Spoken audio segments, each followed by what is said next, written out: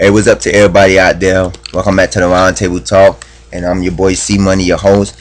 And today we're talking about relationships at age. You can email us anytime at roundtable00@yahoo.com and comment on our show on previous shows.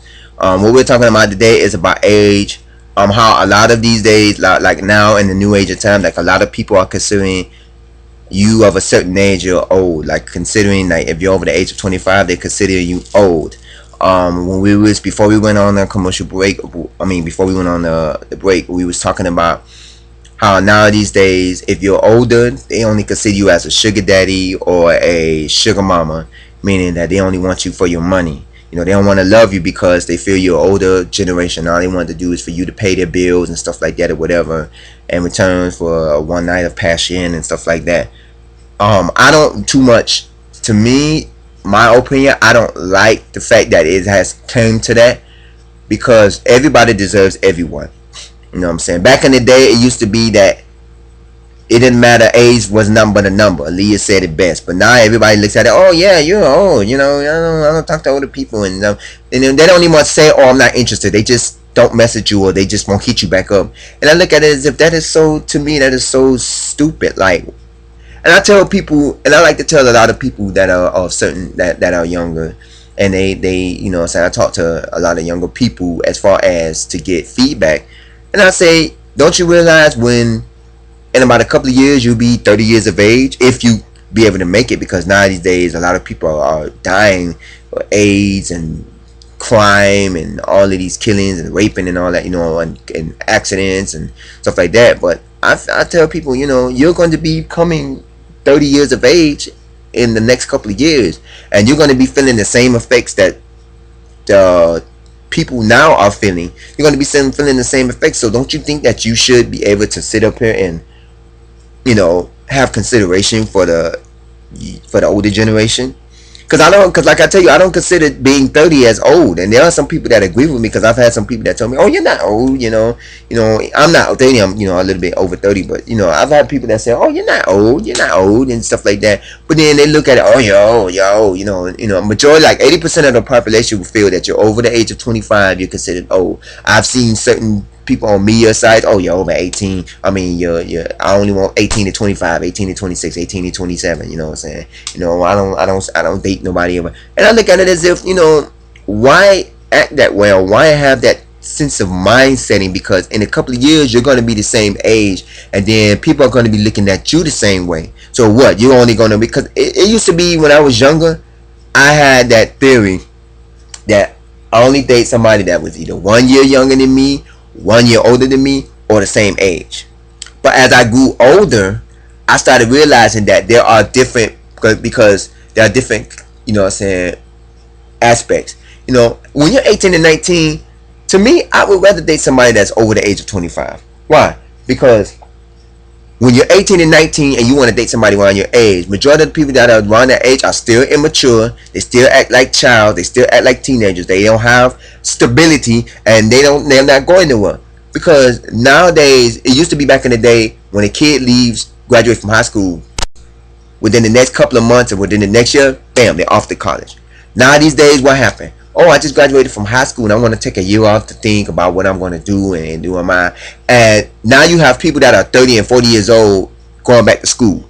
Because I'm a college student myself at the present time, and I'm going to, and as they say in life, you're going to have to continue going to college until you die, because every day there's constantly things changing, there's constant stuff going on, new technology is coming out. But it's like a lot of these people, when they turn 18 and graduate from high school, I have to take a year off to figure out what I'm going to do to find myself. They go and they do partying and all that stuff, and then it ain't until their late 20s, early 30s when they realize, I got to go to school and get an education. Because now these days you have to have an education to flip a burger at McDonald's. You know what I'm saying? Because they go, some restaurants require that. But it's just the fact that they party and play in their early ages. So why would you want to date somebody around that age when all they do is the same thing you're doing? You want somebody with some stability. Y'all both ain't got no job. Y'all both ain't got no income coming in. So what y'all gonna do?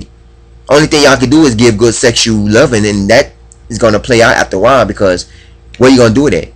You know what I'm saying? So it feels like to me a lot of the stuff that people say nowadays, they, oh, I don't like this type of age group, I don't like this type of age group. To me, I don't like it because it's something that to me is, it's just lame.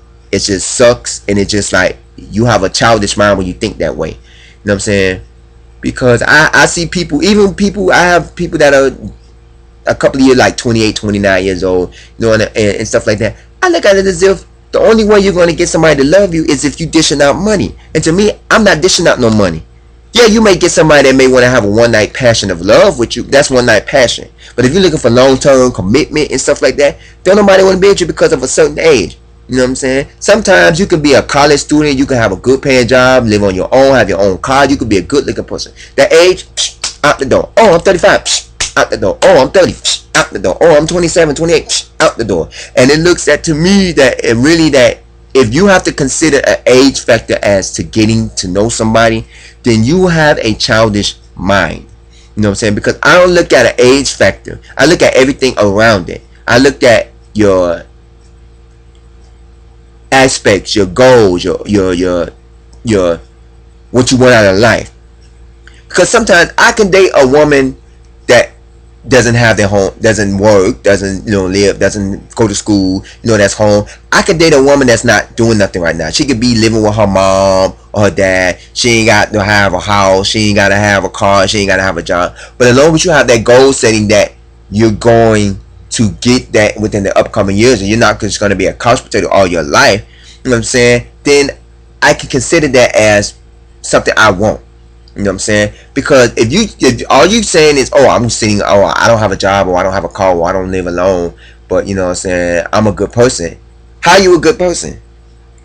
I want somebody that say, oh, I don't have a, this is what I want to hear out of a person. I don't have a job, I don't live alone, I don't, you know what I'm saying, don't have a car, but I'm striving on that. I'm looking for a job, you know what I'm saying, I'm going back to school, you know, because now these days it's hard to go back to school because the way that tuition rates are going up, and college tuition is going up, it's hard for a person to go back to school.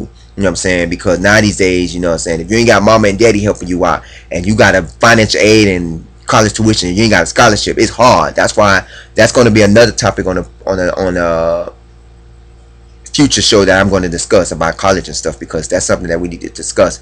And I look at it as if, you know, why does these things happen to people that are good? No, you got a good man or a good woman here that's just, you know, like they say, there's nothing like success without sharing it. You got a good business president of a CEO of a company and all this, but then they look at you, oh, your age, oh, this and that and stuff like that. Why is that happening? Why does people look at age as the number one factor in being a relationship? That should not be the number one factor. It should play a role, because yeah, if you're 18 and you're 40 years old, that's a no. But if you're 18 and like 26, I mean, come on now, dude, that's a couple of years. It's not like you're 18 and 50, then that would be something of a different mind. But you're only 18, you know what I'm saying, you know, and stuff like that, and you're only like 30 and stuff, you know, you're only like 10, 11 years apart. It's not like that you know, and you know, give a relationship a try, give a person a try, you know, make it turn out to be something of good, because you never know, that might be the best person you ever dated. But people don't look at it. They look at the age factor. Oh, you're this and you're this and you're this and you're this and you're this. You know what I'm saying? Because, you know, and I look at it as if people back in the day used to always get in love for good looks, for characteristics, for a personality, for what a person's goal is in life. Nowadays, people go into relationships. Oh, you got to be a certain age for me to mess with you. You know what I'm saying? Because a lot of the older people now that have been married and that have lived the relationship life, all they want to be is excuse my language, sex addicts. I'm clearing it up, but you know, normally they call it whores and sluts and all that, but they want to be sex addicts, meaning that, oh, I don't live the relationship married with the wife and kids, now I just want to sleep around. And I look at it as if, why? Because they don't have that mindsetting that there's love out there for them in the older generation. Because if I'm 50 years old and I have never been married, I don't have a child, and I have never yet to find stability in relationships, what I'm gonna do? I'm just gonna live my life like it's the fullest. Because I see there are 50 and 60-year-old people going to these little rave clubs and these little strip clubs and all these other clubs just to go out there and have a good time because they never found love as a younger person.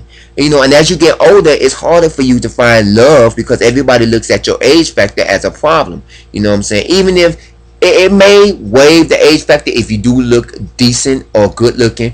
If you look like Tyson Beckford, or if you look like, you know what I'm saying, Denzel Washington, you know, because then they may waive it. But then they still gonna look at your age factor as an age difference. But if you got some type of financial stability, they're only gonna be with you for your money. Cause I guarantee you, if Denzel Washington wasn't a favorite movie star, whatever, and stuff like that, or a famous actor, I guarantee you, the only way he can get somebody is through money wise. He got the good looks and everything, but his age factor. And I guarantee you, Tyson Beckford and all those other people, you know what I'm saying, he's a model. I guarantee you, if he wasn't a model, he can get played because he do have the good looks, but his age factor, money. And that's what I don't like about the stats. To me, that's just what I feel, and that's how I take upon it. We're gonna come right back, and we're gonna recap the last minute. We're gonna take a break, and we're gonna come back. We're gonna do the final recap. I mean, the final take of this show, and don't go nowhere. Roundtable Talk. Holla.